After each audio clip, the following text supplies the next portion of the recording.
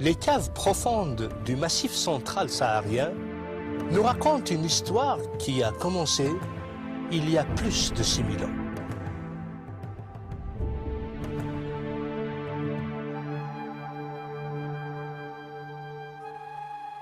Une histoire de survie, de lutte contre les éléments, une histoire de découverte et de triomphe, de victoire et de déception. L'histoire d'un peuple qui a su capter l'essence de son identité, de la plier à volonté pour la protéger contre les menaces du temps. Un peuple, des tribus, une famille, les Berbères.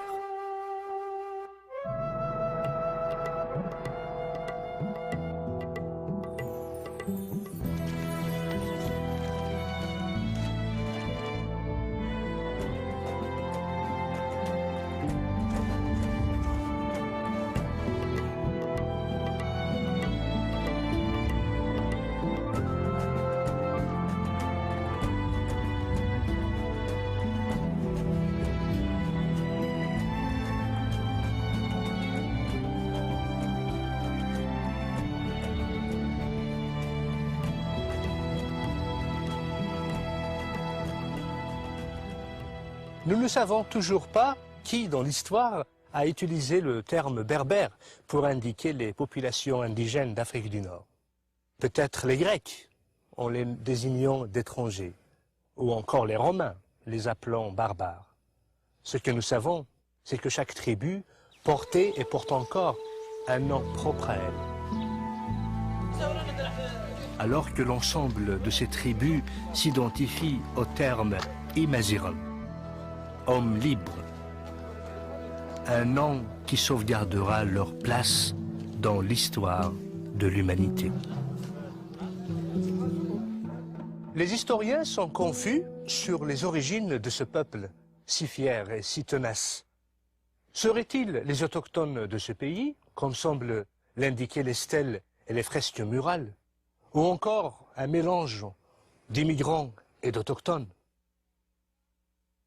Les chercheurs, les anthropologues, les archéologues en général, qui ont fait des études approfondies sur l'Afrique du Nord, ont trouvé que de tout temps, en remontant à 5000, 8000, 10 000 ans, cette terre était toujours habitée. Et on ne voit pas de peuple ayant émigré d'ailleurs pour s'installer sur cette terre. Donc les Berbères ne viennent de nulle part. Ceci dit, ayant un rivage assez long de 3000 km avec la Méditerranée, donc tout le bassin méditerranéen a conflué vers l'Afrique du Nord, et on a vu aussi bien les Phéniciens comme premiers arrivants en Afrique du Nord, ensuite les Grecs, ensuite les Romains, même les barbares des Vikings étaient venus jusque-là, puisqu'il y a eu les Vandales à un moment donné qui étaient arrivés en Afrique du Nord. Donc l'Afrique du Nord a subi, ou plutôt bénéficié, des brassages humains de toute la Méditerranée. Qu'ils soient autochtones ou pas, une chose est cependant certaine, les Berbères ont occupé l'Afrique du Nord depuis plus de 6000 ans. Sur une terre qu'ils adorent, ils demeureront un peuple fier de sa culture et de son héritage. Un peuple qui, malgré les invasions, à travers les millénaires, a su garder et maintenir sa langue et son identité, l'identité berbère. Ce n'est ni la présence, ni encore l'absence de frontières qui aurait réussi à unifier ou à séparer le peuple berbère, puisque ce peuple, de toute son histoire, n'a jamais connu d'unité politique. Les diverses tribus ne s'alliaient que devant un ennemi commun. L'envahisseur, une fois le danger parti, chaque tribu reprenait sa vie, propre à elle. Que ce soit en Libye, en Tunisie, au Maroc ou en Algérie, les Berbères qui s'étaient bien établis, comme bergers et fermiers, retournaient chez eux, dans leurs villages et forteresses, qu'ils avaient érigés très loin dans les montagnes, vers les pics les plus inaccessibles. Certains ont trouvé refuge dans les îles Canaries et l'île de Djerba. Aujourd'hui, leurs descendants continuent à vivre dans ces régions lointaines.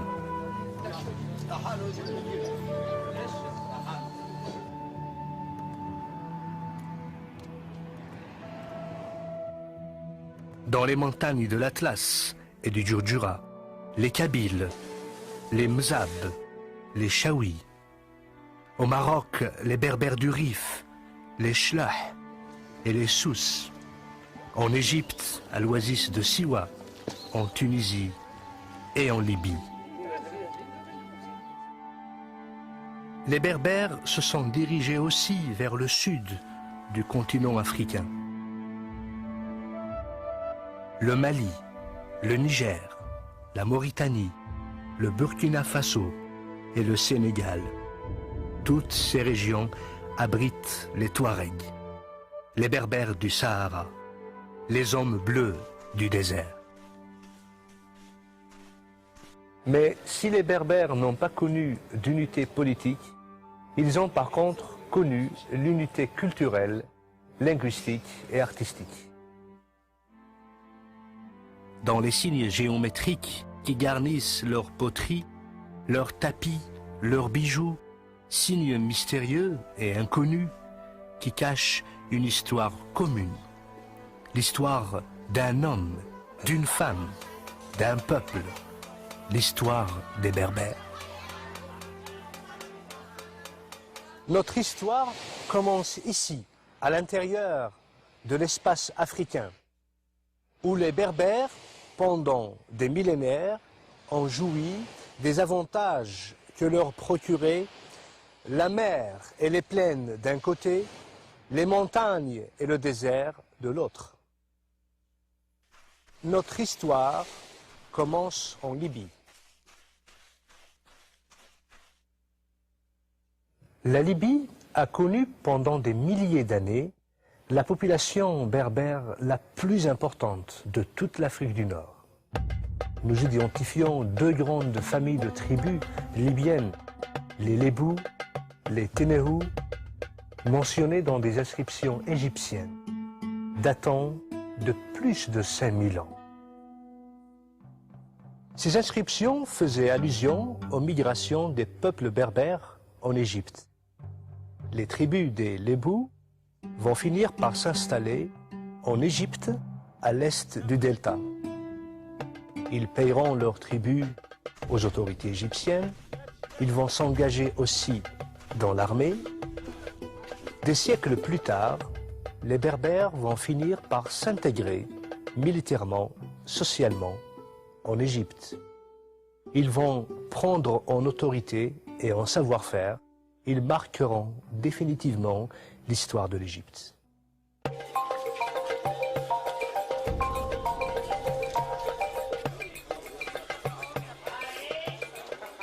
L'Égypte est aujourd'hui un pays cosmopolitain qui comprend une population urbaine et agricole.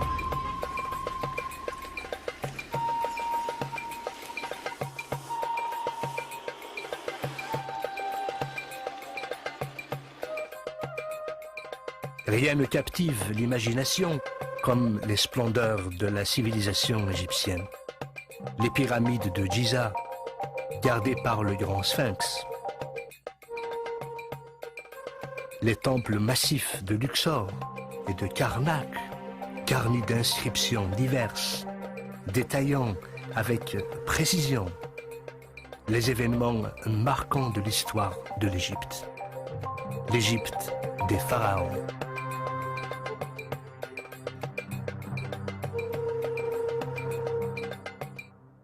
C'est grâce aux documents égyptiens anciens que les ancêtres des Berbères, installés à l'ouest du delta, nous sont connus. Il y a les Tehenou et les Temehou du 3e millénaire, les Lebou et les Machewesh du 2e millénaire. Mais comment les Berbères ont-ils réussi à se constituer en véritable puissance, qui a même réussi au début du 1er millénaire à se rendre maître de l'Égypte?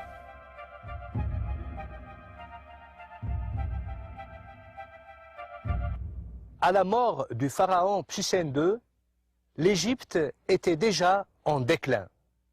La corruption politique avait laissé le pays dans un état de désarroi. C'est durant cette période que Sheshanq Ier est parvenu au trône, mettant fin à la 21e dynastie et marquant le début de la 22e, la dynastie libyenne. Sheshanq n'était pas étranger à la cour royale. Général en chef des armées et conseiller personnel de Pharaon, il avait complètement gagné sa confiance.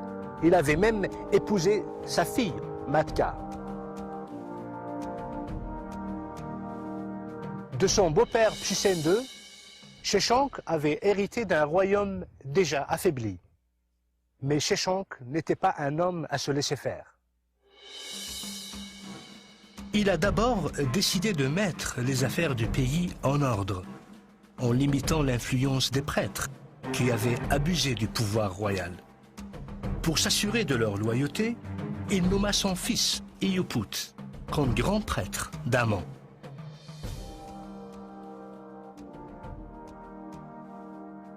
Sheshanq comprenait très bien que le pouvoir du pharaon dépendait du soutien de son peuple et de celui de la noblesse en particulier. C'est ainsi qu'il a permis aux seigneurs de la terre d'épouser les filles de la cour royale, pratique inhabituelle en Égypte. Ensuite, Sheshanq s'attaqua aux problèmes politiques. Il réussit ainsi à mettre fin aux divisions qui rongeaient l'Égypte durant la 21e dynastie. Il réunit une Égypte divisée entre Thèbes au sud et Thani au nord et établit ses fils dans des positions importantes, ce qui lui a permis d'exercer un pouvoir total dans les régions sensibles du pays. Sheshanq réalisait que la foi du peuple dans le royaume ne pouvait être solidifiée qu'en ravivant la puissance et la gloire que l'Égypte avait connues jadis.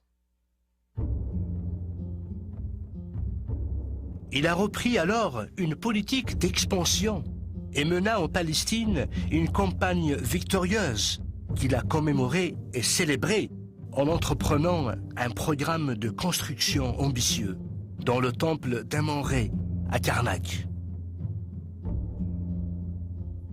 C'est ainsi que Sheshanq a su consolider son autorité à la base, marquant un nouvel âge de prospérité dans un pays qui agonisait. Finalement, Sheshanq a noué des liens commerciaux étroits avec la cité